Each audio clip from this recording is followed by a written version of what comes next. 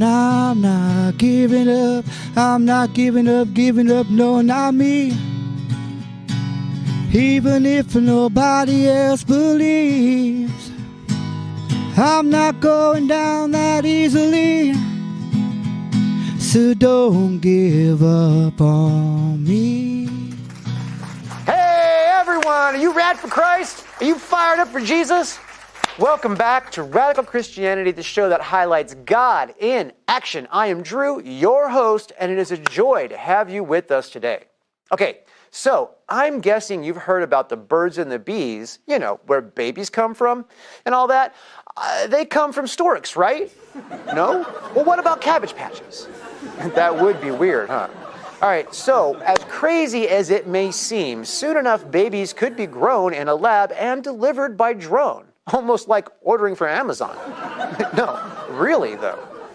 You see, over at Conception Biogenics, a team is working on developing a human egg from skin cells in the lab, meaning genetic material does not come from a human egg or even from a woman at all. Japanese scientists have already used skin cells from a male mouse to make an egg, and from there they made healthy mice babies. Wow, does Mickey even need many anymore? Hold on, Mickey, don't make any rash decisions. Who's going to take care of all those baby mice? Oh, I kid. I think Tokyo Disney is safe for now. As scientists blur the lines between male and female, the question is not can they do it, but should they? This has obviously raised some ethical concerns. I mean, would parents soon be able to order up a designer baby on an app like Uber Eats? What would you call an app like that? Frankenstork? Cabbage Patch Whims? Posh Stork. Build a baby. Could an old man become both mother and father to his own child? Is that incest or self-autonomy? Are there technically clones? Wonder what the family tree would even look like. If we have an overpopulation problem, why are scientists trying to produce up to 4,000 eggs from a single experiment? Well, a better chance of success, of course. What happens to the babies with defects? This seems like it presents a moral issue. But wait, there's more. Apparently, another goal is to create sperm cells from skin cell samples, meaning a woman could potentially father her own children. But why? Who is going to rub her feet and open the pickle jar for her when she's pregnant? The truth is, men and women are created differently, and that's a biological and biblical principle that has not changed, no matter how many surgeries or science activities they try to invent and introduce. It all comes down to playing God, using techniques that are entirely unnatural. Warning, this is not what the Bible means by virgin birth. Speaking of immaculate conception, how did Mary know that she was going into labor? Well, her water broke into wine. I know. We love putting the ha in hallelujah.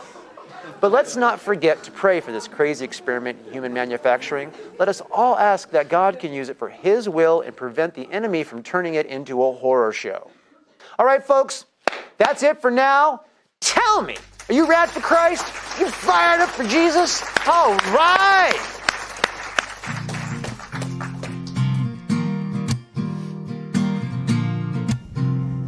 Ladies and gentlemen, I'm excited to tell you about this guest, and we are going to have a great time talking with him. So, I want everyone to give a huge, warm welcome for Scott Gossenberger. Woo! Scott! I'm so glad you're here, man. Happy to see you, dude. I'm excited about this. All right. Scott, welcome to Radical Christianity. It is so great to have you here. You were technically a brief guest during the Holy Smoke show. Right, yes. right. But this is really cool because we haven't had a chance to sit down and actually talk one-on-one in 20 years. Yeah, I know. I can't believe it's been that long. You know, the older I get, the more time seems to be, displaced. I'll think that something was just a couple days ago and it was 2 months ago. But wow. Anyhow, 20 years has gone by and gone by quick.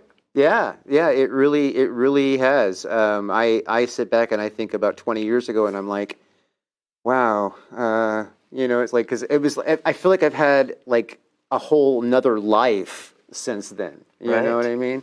Because 20 years ago, you know, I was a 30-year-old man. You know what I mean? You're 50? Yes, I am. I was a 30-year-old man 20 years ago, and it was it was one of those times where, you know, my life was going through its own little turmoil and all that kind of stuff, and you know, and then here we are 20 years later, and it's like I think about all that's happened since then. It's like just insane, you know, and like my first, you know, 25 years was its own insanity, you know, and it's just crazy. When people ask me, how's your life going? I'll say, which one? That's a post blow up or pre blow up. Right. All right. So our usual pattern here. Excuse me as I cough. Let me get it out. Okay. So our usual pattern here is that we start with testimony. Okay. And we talk about how that leads into your current ministry. Okay. So please tell us how you met Jesus, Scott. Well, let's see. I remember being 9 years old. I went to our church kids camp. It was in Minnesota. It was called the Ranch. And I just had some kind of encounter with Jesus there. And I remember going to the altar because that's how they did things. I went to the altar and I prayed for a long, long time. In fact, I prayed so long, there was no one else left in the little chapel that was there. I walked back to our cabin, and on the way there was a counselor who saw me, and he said, "What are you doing outside?" I said, "Well, I was in the chapel praying." I'm sure he was thinking, "Yeah, right." But that's when I met Christ, and then of course there was, you know, a lot of falling away and years of kind of pursuing my own ends when I was later high school, post high school. But man, I had always had this desire for church, always had this desire for Jesus, of course had a desire for heaven. It wasn't until later that it all sort of crystallized into what does it really mean to walk with Jesus? Mm-hmm. Yeah. Well, so since you said that, to you, what does it really mean to walk with Jesus? You know, I grew up in the, you know, Pentecostal era of the church. We went to a charismatic church, highly evangelical. We were always pursuing people to make a decision for Christ. And I think the older I've gotten, maybe it's not age thing. It's probably not an age thing. It's more of the more I understand God's word and what Jesus was compelling those who followed him to do. He wasn't looking for decisions. So he wasn't saying, hey, being a believer, being a Christian isn't a decision that you make so much as it's a direction that you choose. So Jesus says, you know, believe, repent and believe. So it's this idea of choosing a direction that's opposite of what was leading you to destruction towards a direction that leads you to life eternal in Jesus Christ. So for me, it's really about following Christ. And that following creates a fruit. There is evidence that God's doing some kind of transformation in your life. So, I mean, in a nutshell, I mean, we could talk for an hour on this one thing, but in a nutshell, that's what it means. Yeah, I definitely agree with that. If Jesus was only interested in fire insurance, it would be a lot different. Right. You know what I mean? Right. You know, I still think fire insurance is a real thing. You know what I mean? But Jesus wouldn't have put the what's my life verse, which is the one that I stick with, which is Matthew 16:24. Okay. And that is, if you want to be my disciple, then you need to deny yourself, pick up your cross, and follow me. Yeah. And so it's like I kind of see where Jesus kind of had that two layers, where it was like, you know, I'm here to save the world, but then I also want you to be my disciple. Right. You know, and you know the two things aren't necessarily hinged to each other. So it's like one is, here I am to save, and then now, if you truly love me, you know. Yeah, take up this cross, follow me. Yeah. Yeah, and Jesus even said that in the greatest sermon ever, recorded in Matthew chapter 5. The largest written recording we have of that Sermon on the Mount. And Jesus says in chapter 5, he says, unless your righteousness surpasses that of the Pharisees, you won't enter the kingdom of heaven. What he's saying is it's not a works thing. We don't achieve it. It's a faith that we place in Christ that brings about, through the Holy Spirit, a transformation that happens in us. And then that's what produces the righteousness that comes from the heart rather than from merely our behavior. Yes, that is a beautiful way to put it. Yeah. A lot of people have a hard time understanding what righteousness is. I've had a lot of people ask me, like, well, what is righteousness? I'm like, well, it's kind of like in itself the word. I mean, if you break the word down, you understand there's right. Yes. And then it's usness. You know what I mean? So like if you are living in pursuit of what's right, you know what I mean, then you would technically by default become righteous. Yeah, that's an interesting. I mean, it's interesting that you bring that up because I've been thinking a lot about that even today. So, what does it mean to be righteous? Because Jesus says, "Well, unless your righteousness surpasses that of the Pharisees." So, what does that mean? What does it mean to be righteous? Does it mean to do good works? Well, yes. Is that enough? No. We can be, to be a good person is only to be better than somebody else you're comparing yourself to. Right. We're all a good person. Even the worst of us is a good person if they can compare themselves to somebody who's worse than they are, right? I mean, so that can't be it. I look at it this way, that when Jesus says, I want you to be righteous, and in that same passage where Jesus is giving the sermon, he talks about the law, and he says, I didn't come to deny the law or nullify the law. I came to fulfill it. I came to not improve a level. And in the verses that follow, Jesus upgrades the 10 Commandments. Talks about murder. He says, oh, well, you think you haven't murdered. Well, what about anger and hate? Where in your heart you want to lash out against them. You want the harm of another person. Well, what about adultery? Well, so you haven't actually committed the act of adultery, but you've lusted. You wanted somebody else's wife or husband. You wanted them. Well, that's committing adultery in your heart. So Jesus upgrades it to a level that no one really could achieve it. Right. Yeah, Jesus even did like the extreme where it's like, oh, if your eye causes you to sin, gouge it out. It's like, so it can't be works related because no one could achieve that. I think it's this. I think it's making us compatible with a perfect heaven. I think that's righteousness says, I'm making you compatible with a perfect heaven. Well, I can't be perfect. You can't be perfect. So that means it must be the work of someone else, which is Jesus. He's the great refiner. He's the great rebuilder. He's the great restorer. In fact, that's the theme all the way through the Bible. You start from the beginning. Man sins, and God works this plan of restoration, comes to Jesus, and then there is this spiritual restoration, but then you get to the very end of Revelation. And this is what it says. In the vision that John is having, Jesus sees Jesus seated on the throne, and this is what Jesus says in his vision. Behold, I make all things new. That's his plan. Yeah.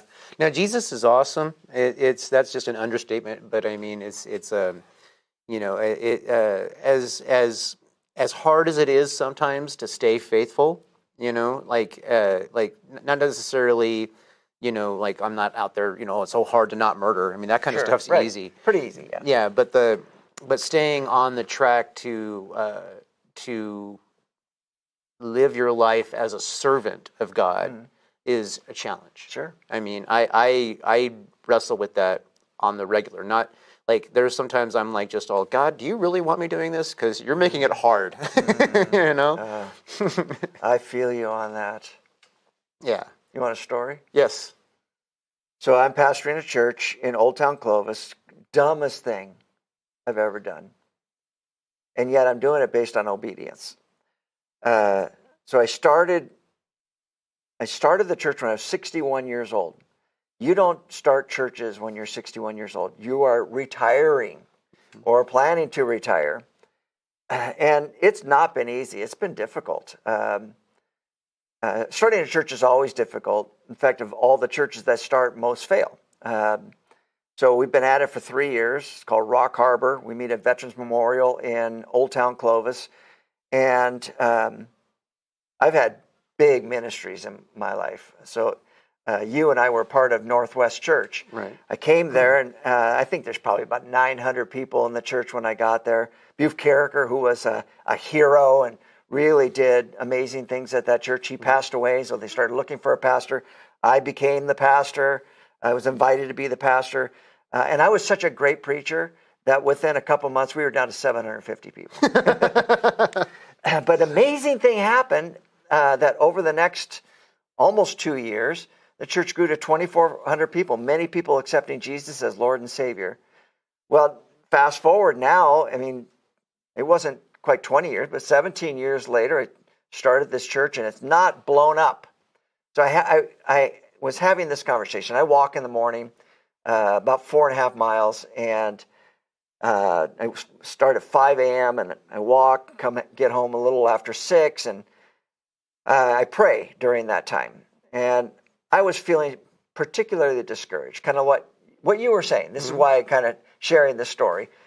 I felt like God, I was being obedient doing this, but it's not turning out the way I want to. It's not the success that I've had in the past, not the glory, that I've had in the past. So, what is this all about? And I got back to my house, and I did what I always do. I sat down on the couch with a cup of coffee, opened up my Bible, and I read through the Bible from Genesis chapter 1 all the way to the end of Revelation, and then I start over. I do that also. You do that, yeah. okay. So I journal every chapter. So I'm reading Zechariah chapter 11. And I think it was verse 10, not entirely sure, so don't quote me on the exact address of the scripture, but this is what it says. Woe to the worthless shepherd who abandons his flock. I will strike his arm, I will cut off his arm. That's what he says. I will cut off his arm, and I will strike his right eye. And I'm thinking, this is crazy. I was just thinking, I'm discouraged. Maybe I should quit. Maybe I should not do this anymore. It's too hard. It's too difficult. You know what was weird? I had developed this tendonitis in my elbow out of the blue. It was my arm. And I got this weird rash in my eye, my right eye. And call it kooky. I don't know. God spoke to me through it and said, you need to stay the course. Be faithful. Be obedient. So sometimes, yes, I've discovered that we do what we do, and we're wondering, where is God in the midst of it? Sometimes obedience isn't productive. Sometimes it's just instructive.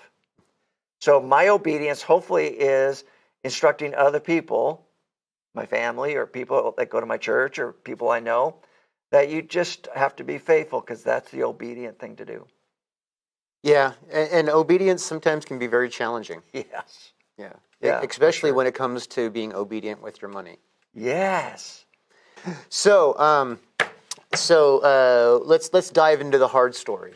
Now, some of the people that know you maybe know this story already. Some of the people that don't probably haven't heard of it, and some of them might even be shocked by it. But I feel as though there are people out there that can really benefit from a remarkable redemption story that Jesus loves us no matter what happens. So you please, you know what I'm talking about. So yeah. So I was a pastor for a lot of years. And like I said, I had really great success in ministry. Started out as a youth pastor, came to Fresno from Ventura, California.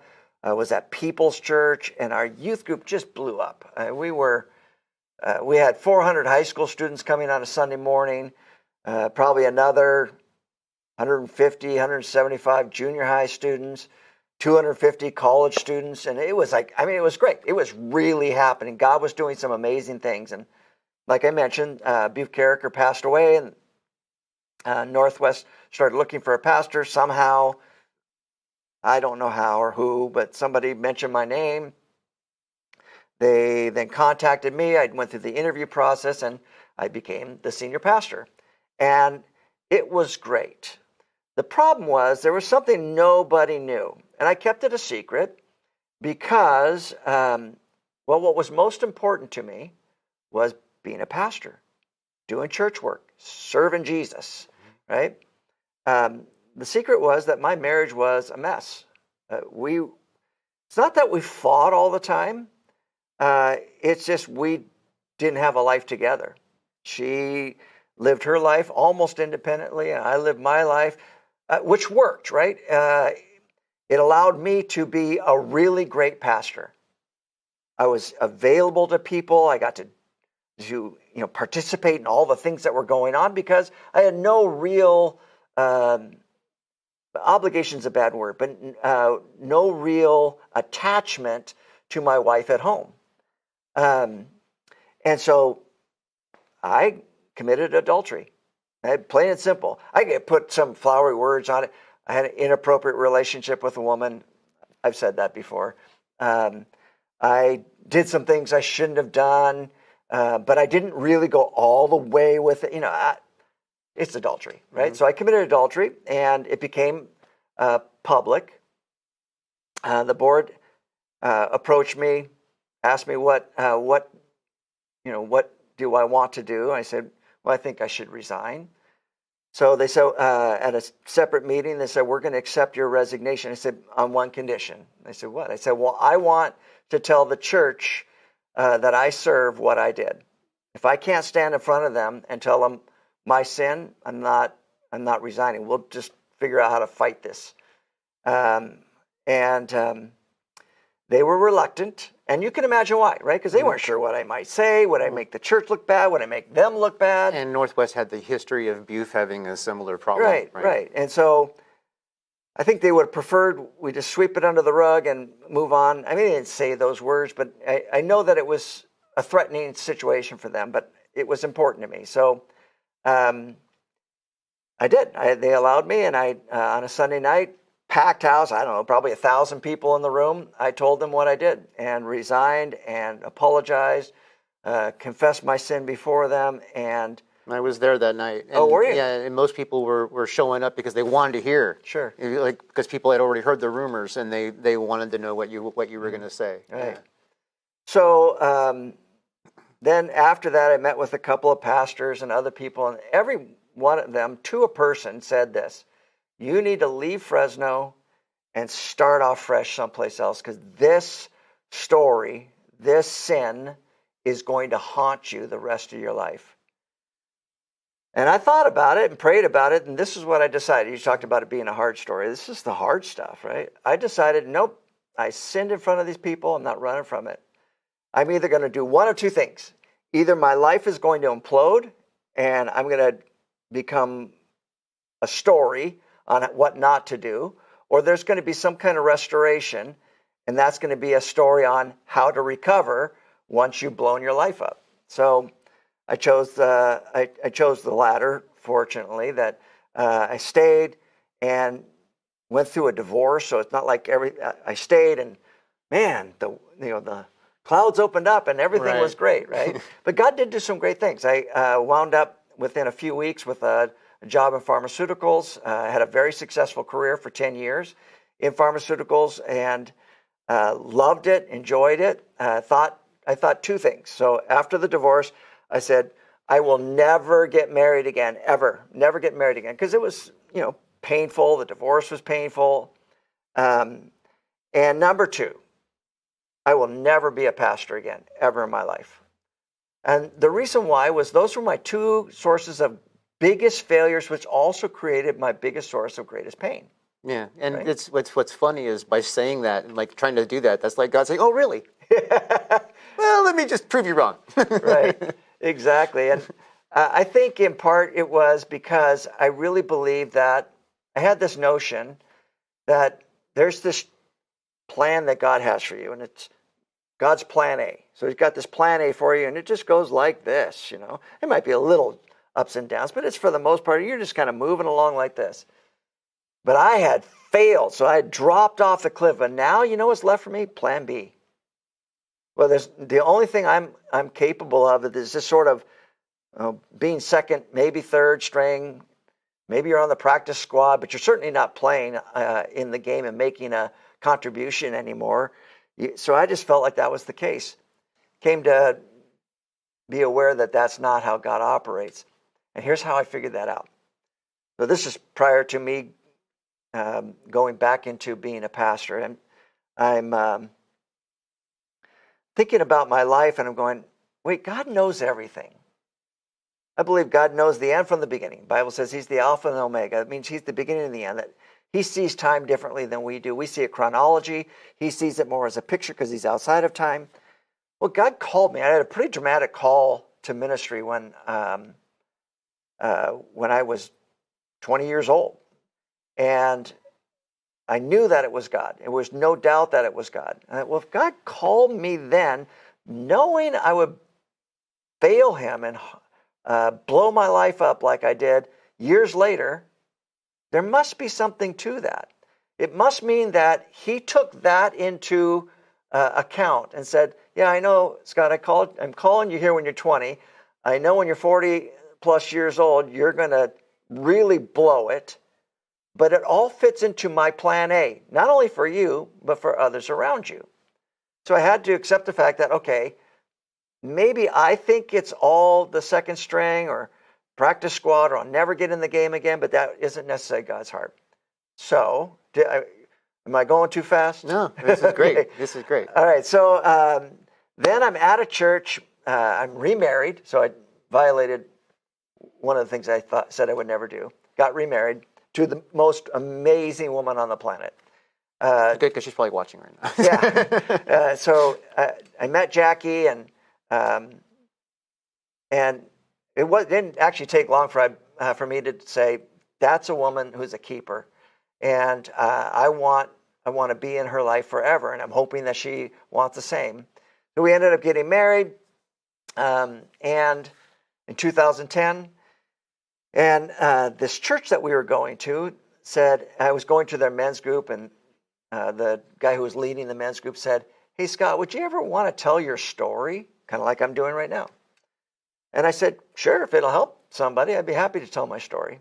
So I shared my story on a Friday morning, early in the morning, and man, it made a difference in some people's lives. So then they came to me and said, would you be interested in leading our men's retreat? We do a men's retreat once a year. Would you be willing to be the guest speaker? Okay, sure, I'll do that. Then later they came to say, well, would you like to tell your story to the whole congregation, to the whole church? It was a large church. And I said, sure, I'd be happy to do that. So I did. Then they said, would you be willing to teach on a Sunday morning, do the sermon on a Sunday morning? Sure, I'd be happy to do that. Then it was, would you like to come on staff?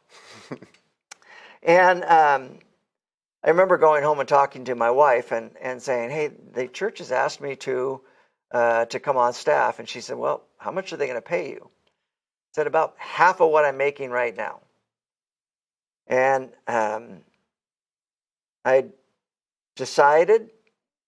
she decided that we would make that leap.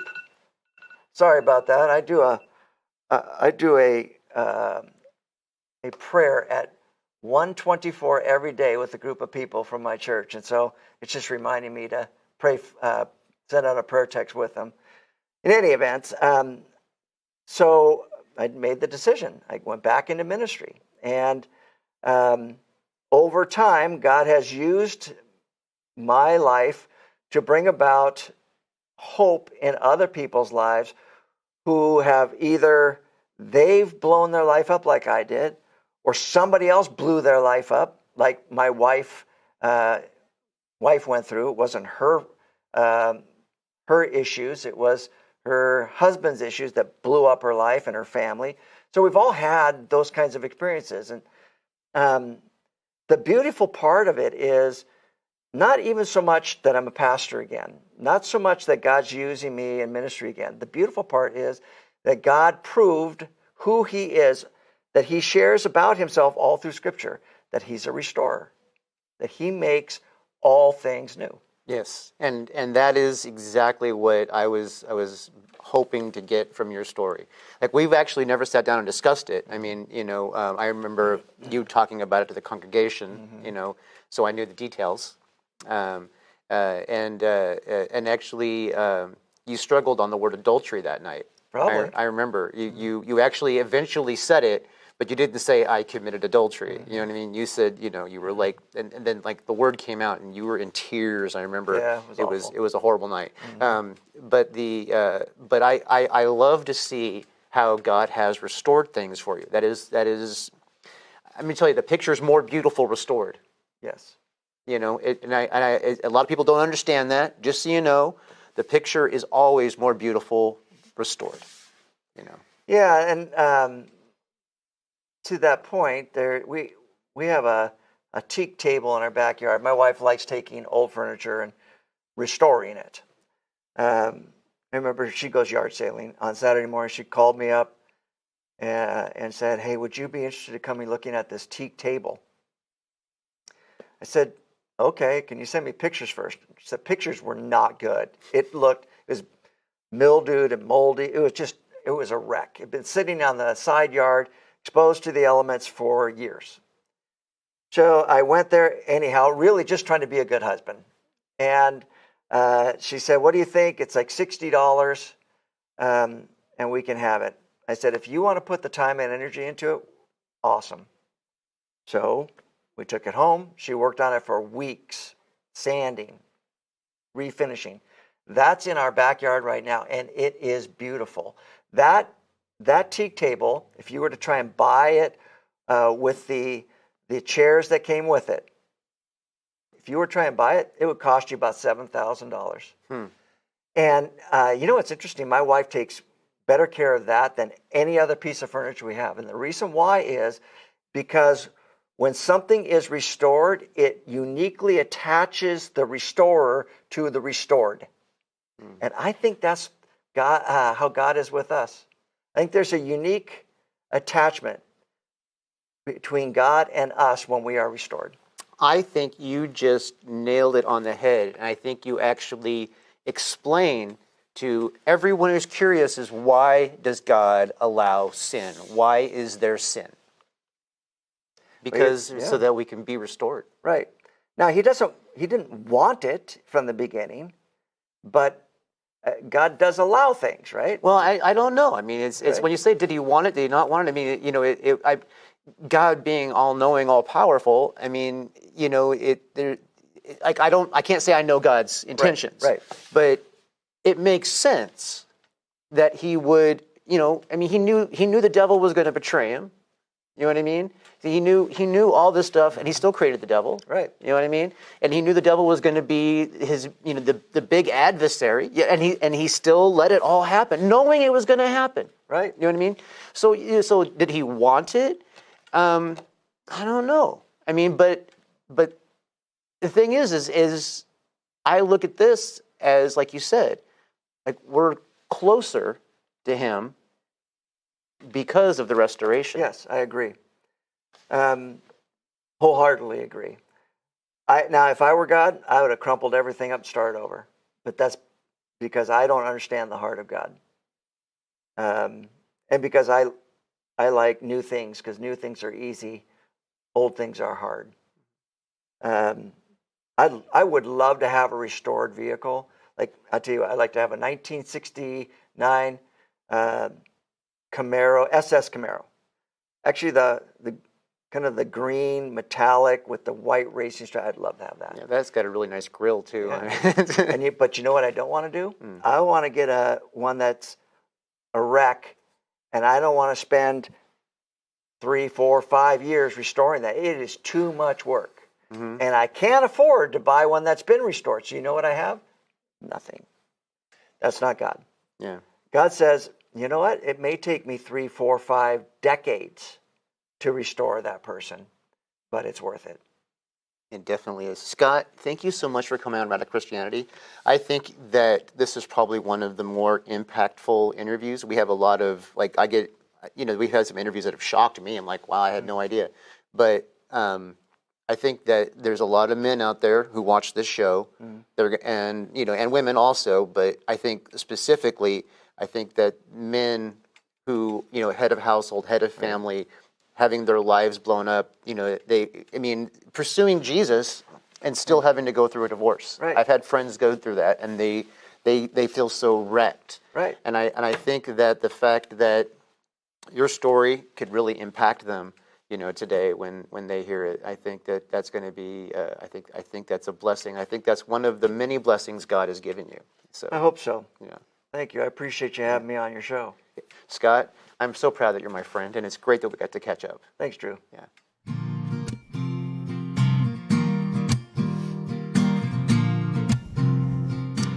Ladies and gentlemen, it's housekeeping time. Yes, housekeeping time is the awkward period of time that I sit here and talk to you about helping fund this show. Yes, this show operates on donations from viewers like you.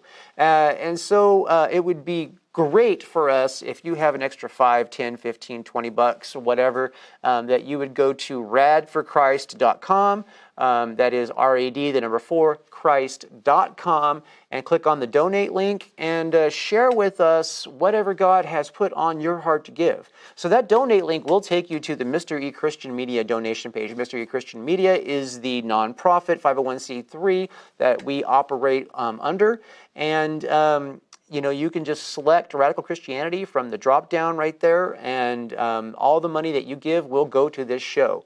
If you want to just give to the nonprofit, you can select the general fund or any of the other projects that you choose if that is what God is telling you to do. Anyway, it is an opportunity to partner with God, to reach out and win people to the kingdom, as well as reinforce those who are already in part of the kingdom, bring some people home, do some miracles. Whatever God has planned, you can be a part of it just by going in and just donating a little bit of money. Whatever God has put on your heart to give. Also, if you don't have money, you can still help. You can still help and still be a part of the family here. You can share the show on social media. You can email it to a friend. You can make your mom come and sit down and watch it. You can make your sister come and sit down and watch it, whatever, let people know about the show. And so that the word gets out and the message gets out, and some of the great things that go on during this show can be enjoyed by people that you also care about. So, with all that said, I want to say thank you for watching, and now on with the show.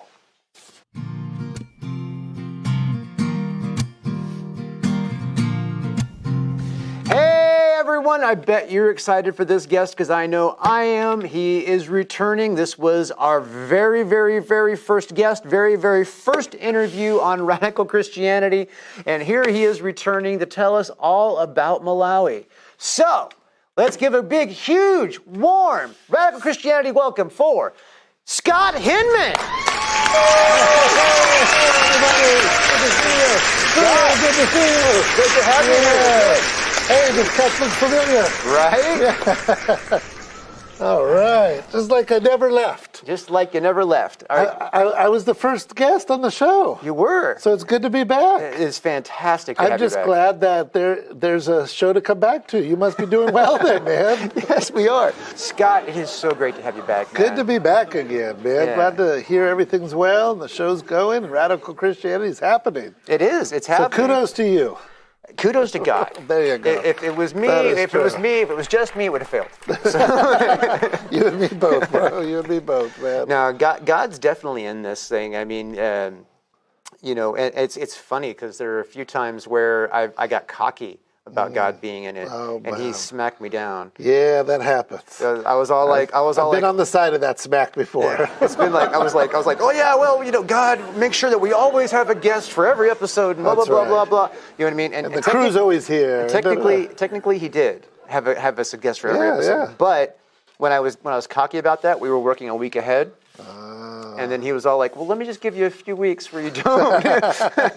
Little humble pie. That's what we call it. Hit me with it. And then he Yeah. restored it fully with the Southern Baptist Convention that's Conference. right, I actually yeah. got to have 4 interviews. I think I saw some of those interviews in action. So, I remember. And then I actually got to have a week off. because of that to What? catch up on other stuff because we had another set of interviews the day after that. So like there was Monday Beautiful. at the convention, and then there was Tuesday here in the studio. Beautiful. So I was just like way back into the golden spot. Yeah. You know what I mean? So Beautiful. yeah. God's good. God's good. God man. is good, and God, I was not bragging.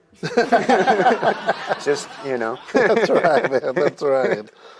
Good, man. Good. So, Malawi. Yes, Malawi, Africa. Yes. Now, you need to tell us all about. We talked about Malawi when you were here a little bit That's before. true. I even said you should come do Radical Christianity with me in Malawi at some point. I would love to do that. If we can get the budget, I'm there. That's right. That's if we can get the budget, I'm there. We need the whole crew, the whole crowd, everything, all of it right here, man. Well, Yeah. I'm sure Malawi can supply the audience. That's true. They would be glad to supply the audience. They're that's not an issue in Malawi of gathering a group of people. They're great, man. Let me just tell you about Malawi first. Okay. Malawi is in the southern part of the continent of Africa. It is surrounded by Mozambique on one side and Zambia on the other. It's landlocked. It's a country of about 16 million people. So if you picture between here and LA, 16 million people, that's about the size of Malawi, and 16 million people living there. Third poorest country in the world, but yet it is a very special place. It's an amazing place. The people there are amazing. Their slogan is the warm heart of Africa. And it's a perfect slogan for them because they are so warm, they're so kind. You wouldn't know that the poverty's there other than you see it. But that's by our standards, of course. You think of all the things they don't have, and they just know what they have, and it's great. And so that's the country of Africa. Would you say? Malawi. Would you say? Because I have seen this in the world. It seems like the people that have less tend to be happier. Oh yeah, for sure. I think it's just my opinion, but I think that the more you have things to stress out about. The more you realize when you're without, and that stresses you more. It just seems that I agree. The less you have, the less complicated life is.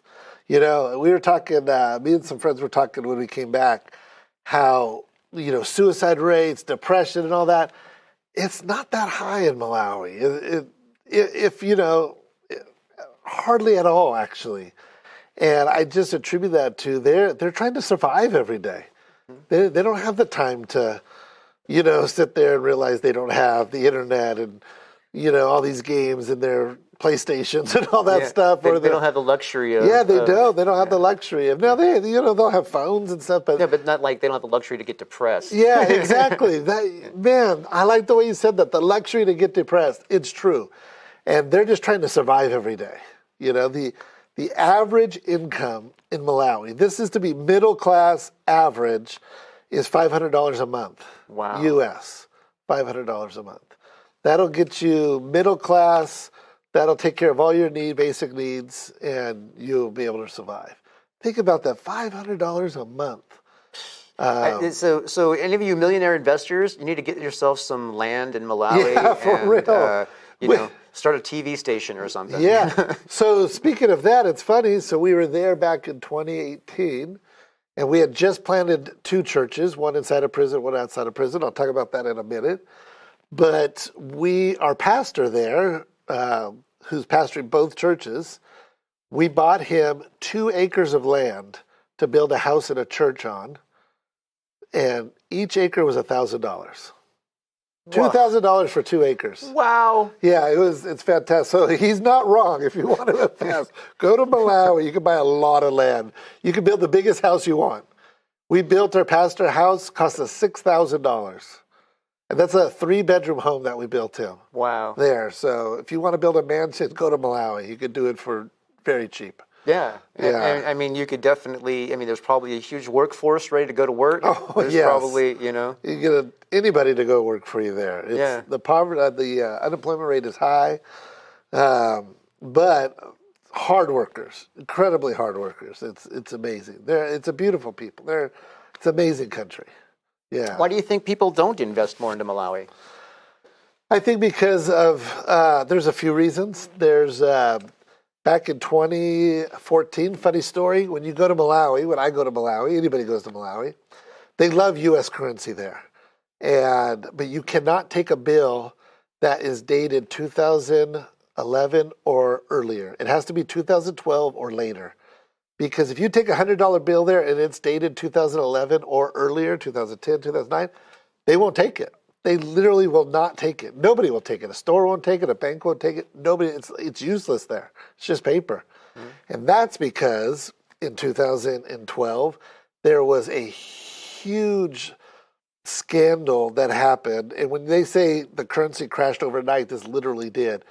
80% of foreign investors pulled out within like a 48-hour period because they found corruption so deep in the government and everything just went crazy. And that's why they don't take the bills from that time, because they found out there was a lot of people making bills over there, counterfeiting and all that.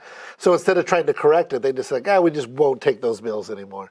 But I think that is part of the reason why some of the investors, there's not because it's a landlocked country, there's not a lot of tourism, there's not a lot of infrastructure, there's not a lot of exports.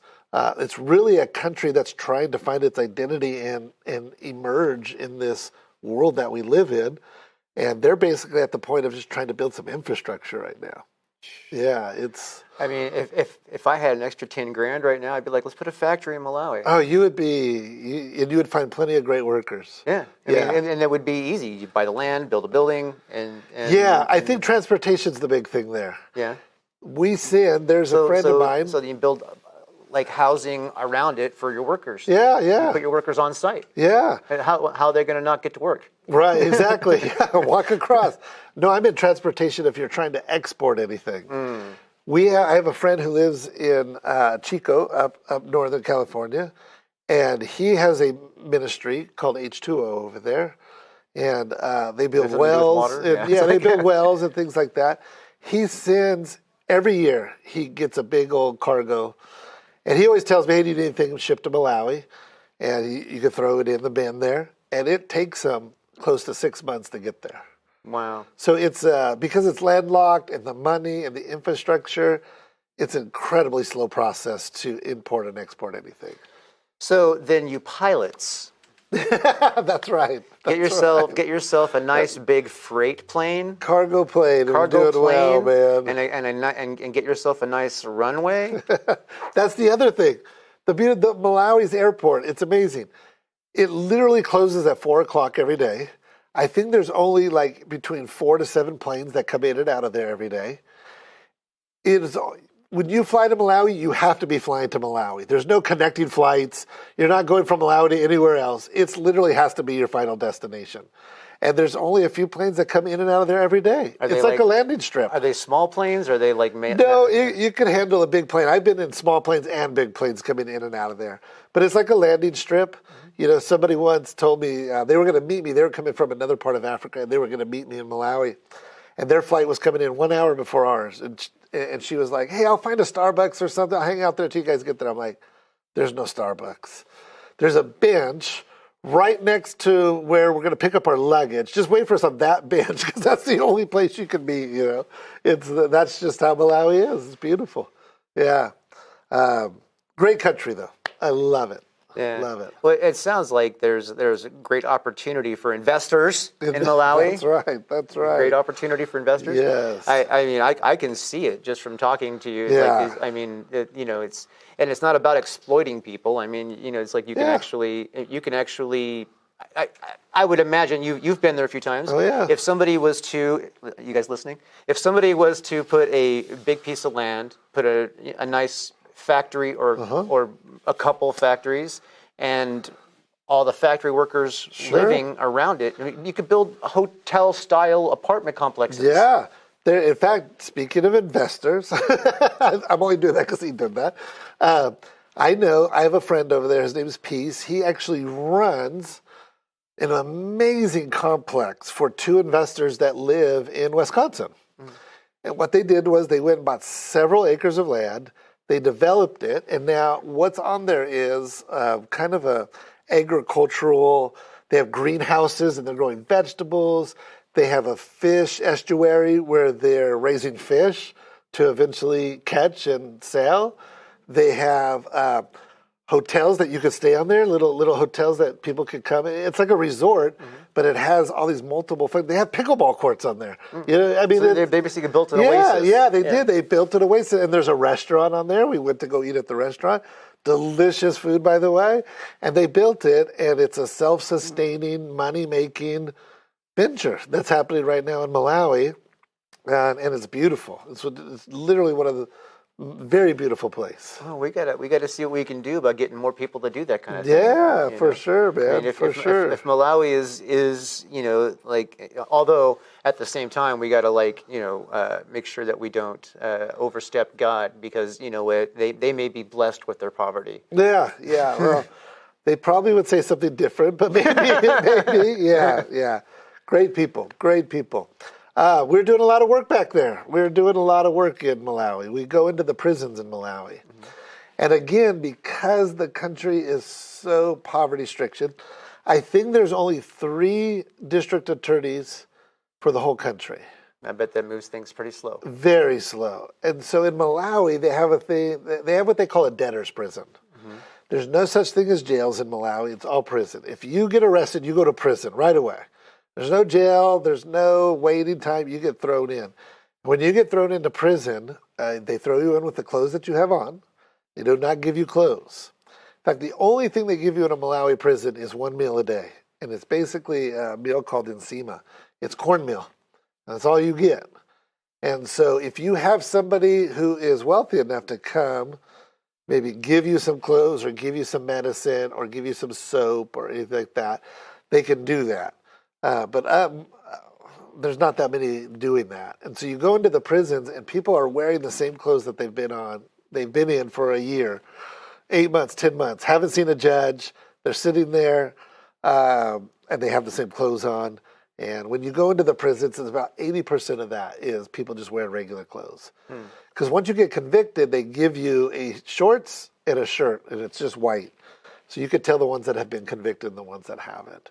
And one of the tragedies in Malawi is because it's so poor, because it's so slow, the judiciary process is so slow, you could be in prison. I could tell you horror stories of people sitting in prison for either very minor crimes or crimes they didn't commit at all. And they're just sitting there. And the real tragedy of all of that is, yes, it's a waste of time. Yes, you're in prison for a long time for something, either a minor crime or something you didn't do, and all that's a tragedy. But the real tragedy is the conditions are so bad in the prisons.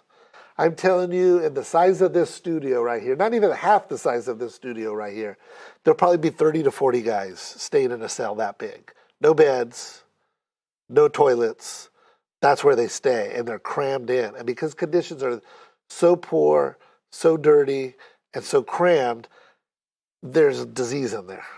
So you could be sitting 8 to 10 months. Yeah, it's a tragedy you wasted that time, but more than likely you're catching something. That's the real tragedy of what's happening is health is at the risk of what's happening in the prisons, and it's horrible. So we partner with a wonderful organization called Missional Law. And what they do is we team with them. We go into the prisons. We serve people. We get them soap. We get them medicine. We have services with them. We preach the gospel. We plant churches in prisons. And I mean, churches, they have small groups. They have services there. It's like a functioning church in there. And then the lawyers from Missional Law will partner with us. And then they hear people's cases. And then those lawyers will step in and represent them before the magistrates in Malawi to see if we can't get them out.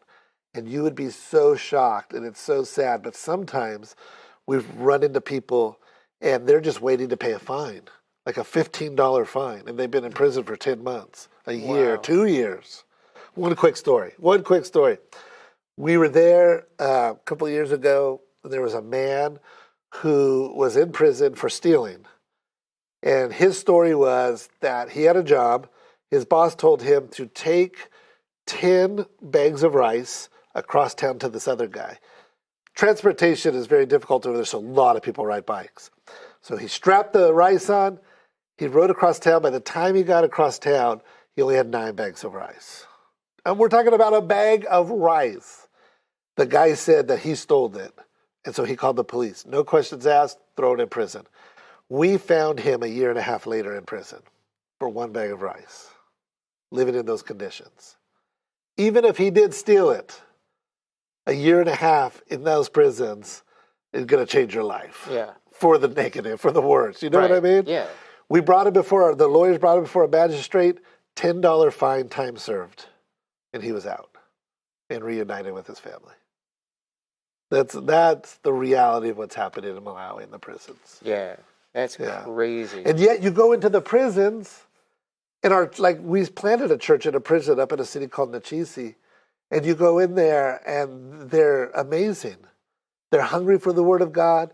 They study the Bible. Their worship services, they have no instruments, and yet the most amazing worship and singing that I've ever experienced. And it's beautiful. And when we were there this last year, we baptized 72 men. Wow. In prisons. Nice. 72 men. That's crazy. It is. It's pretty beautiful, wild. Yeah. And so God's even moving in the prisons and all that. And our pastors and our leaders back there, they're doing amazing work. They're doing God's work. It's amazing.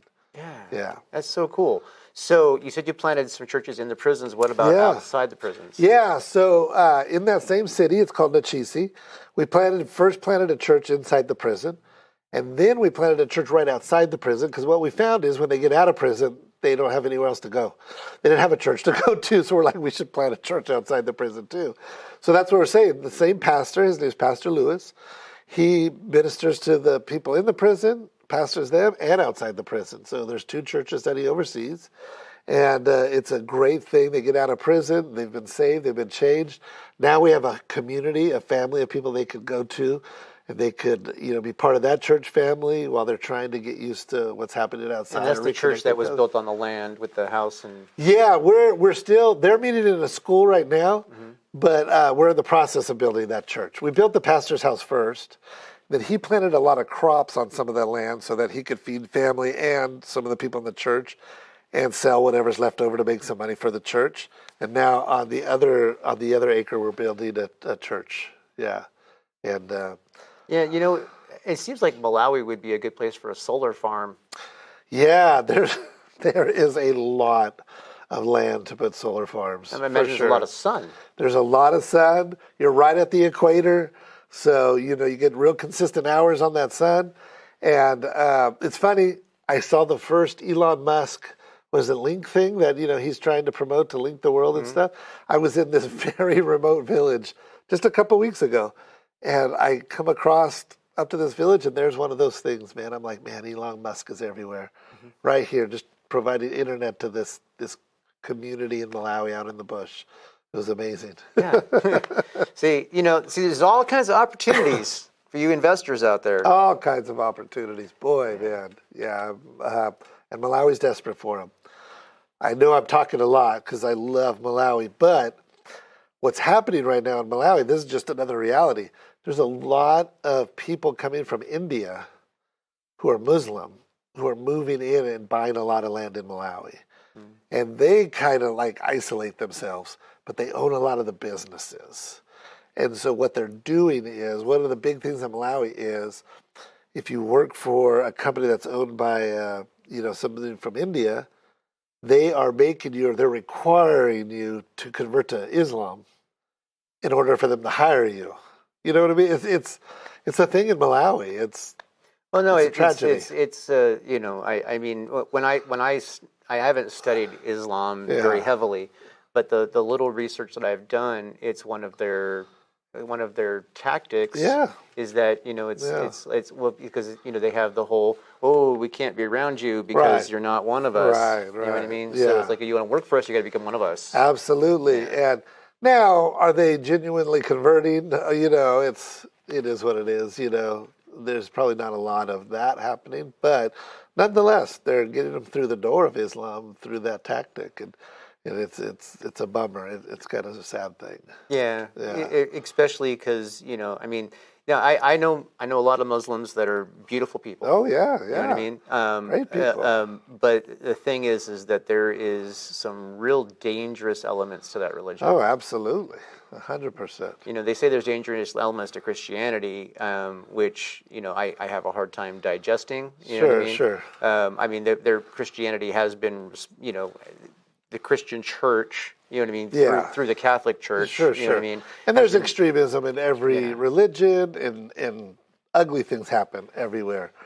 But just the fact that Islam is not worshiping Christ, the true King and true God, then makes it a tragedy. Right. Yeah. Yeah. Absolutely.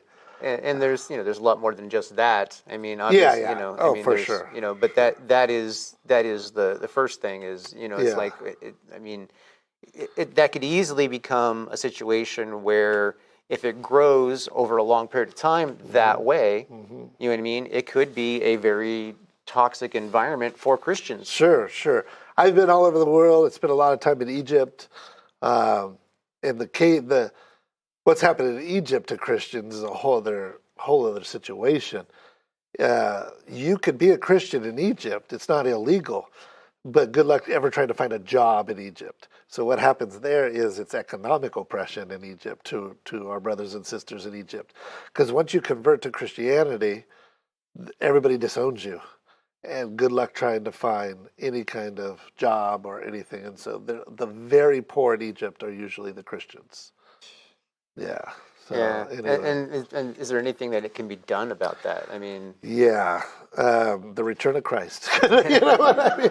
The return of Christ to make everything right. But Malawi's not there, but you were just kind of trying. yeah. To Well, no, that's see what that. it That I could mean, be. Who knows? Yeah. if the if the Indian-based Muslims are the ones that are doing what us Christians could be doing, Yeah. and you know what I mean. Yeah. Then the question is, are you letting Muhammad, followers take the place of what Jesus followers could be doing? Yeah.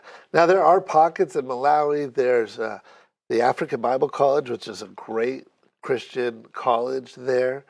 They have a business department that's being very innovative and innovating great things and trying to become entrepreneurs. Funding is always the issue, though. Funding's always the issue. I was in Malawi 2 years ago. When I was there, it was 1,200 to 1 currency from the U.S. dollar to the currency in Malawi. This last year, a couple weeks ago, when I was there, it's up to 1,700 to 1. So their economy is it's not in good shape. Yeah. So. Yeah. Well, yeah. And back to the investors. So, see, you could follow the business model. You don't have to move there yourself to open businesses. But let's say you are the kind of person that can invest in little stores and little businesses. And, it's like, hey, there's some Christians there that would be happy to operate your business. You don't necessarily have to make someone be a Christian to work for you. That's kind of the wrong way to do it. But forced evangelism is never a good idea. But we learned that in the Crusades. That's right, exactly. One thing we learned. But it's definitely an opportunity to take the fight to a different place where there is definitely a fight going on that we may not be counteracting. So. Yeah. If anybody is ever interested in that, you get a hold of Drew. Drew will get a hold of me. I could literally put you in touch of investors in Malawi, Christian investors. See, there we go. So reach on out. Yeah. You guys know how to find me. So Yeah. Anyway, Malawi's a beautiful country. Yeah. We're going to do radical Christianity there one day. I hope so, but we need the budget for that. We need the budget for that. But we would be happy. And if we go radical Christianity at Malawi, we're bringing stuff with us. Yeah. You know what I mean? Yeah. So we're not just gonna show up with a camera crew and be like, oh well, here we are. No, we're gonna do something heavy. That'd be great. That'd be great. Malawi, pray for them. There's something special going on in Malawi. I think God's really moving in the country. And audience, please pray for Malawi. Definitely. We definitely need to all pray for Malawi. Malawi is positioned pretty central in southern Africa. Yeah, it's on the subcontinent in between Mozambique and Zambia. So that's a good place to grow out from. So it's very possible that God is doing something there for a reason. Yep, yep. And we're getting ready to hopefully plant another 2 churches there very soon. And so we're excited. We're excited what God is doing in Malawi. Excellent. Yeah. Scott, thank you Always good. Thank you, man. for coming on Radical Christianity. Thank you, guys. And enjoy always being on the show. Anything else you want to share about Malawi? Was there little miracles you witnessed or something? Oh, man. Outside a short story? Something? Yeah, outside of the baptisms and just seeing the absolute church exploding. Just seriously, they're very excited about God and the gospel. I could share with you one quick story. We got a guy out of prison, and this is such a great story. Him and his cousin got in a fight. They were drunk one night, they were in a fight. And when we met him in prison, he had been in there 10 months because of a fight with his cousin. I want you to think about that. Right. Here in the States, the police would come and go, stop it, knuckleheads, you know what I mean? But he's in prison for 10 months. So our lawyers represent him. He gets out of prison. I think there was a small fee to pay. Usually it's anywhere from a $10 to $25 fee, serious. And one of the tricks in Malawi is when somebody goes to prison, before you get them out, our team actually has to go out into the bush, into the tribes, to see if the chief will actually take them back in, because sometimes it's a shame thing. And so if you get somebody out of prison, but the chief won't take him back, then essentially he's homeless now. You know what I mean? Right. So we always check on that. Well, anyway, the chief was excited to have him back. Everybody was excited to have him back. And on our way home, we're going by, when you get outside of the capital of Malawi, you can't run by, H&M or something like that. You can't go get them. So they just have these little flea markets on the side of the road, and we saw one. We pull over, and we tell the guy, look, you can't go looking like this back home, because he had been in the same clothes for 10 months, literally. Ripped up, everything. So we go out and we say, hey, you buy whatever you want, man, and we're going to buy you a whole new outfit just to go home in.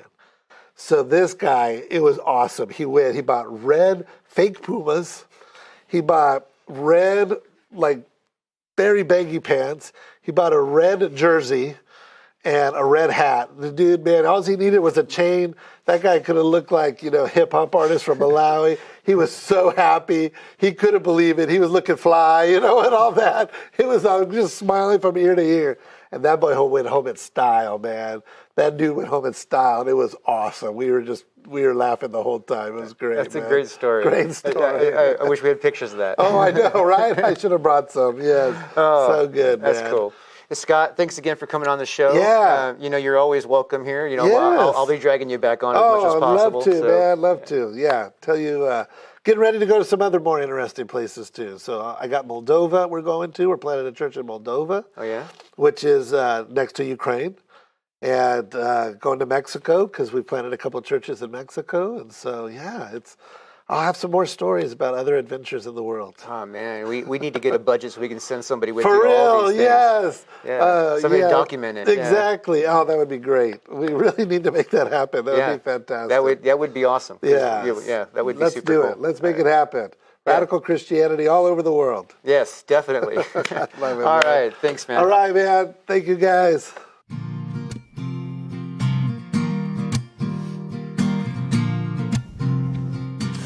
Ladies and gentlemen, I want to thank you for joining us for this episode. Hopefully you got some real good impact out of this. We had some really powerful guests talking about some really powerful things today, and it is just a blessing to be a part of being able to share that with you. Now, I know there's somebody out there watching right now who is wondering how they make Jesus part of their life. And if that's maybe even something they should be doing, well, I can tell you it's something you should be doing. But if you're curious how you do that, it's not a complex thing. You just talk to Jesus and you just tell him and say, hey, Jesus, I need you. Come into my life and turn me into the person that you've designed me to be.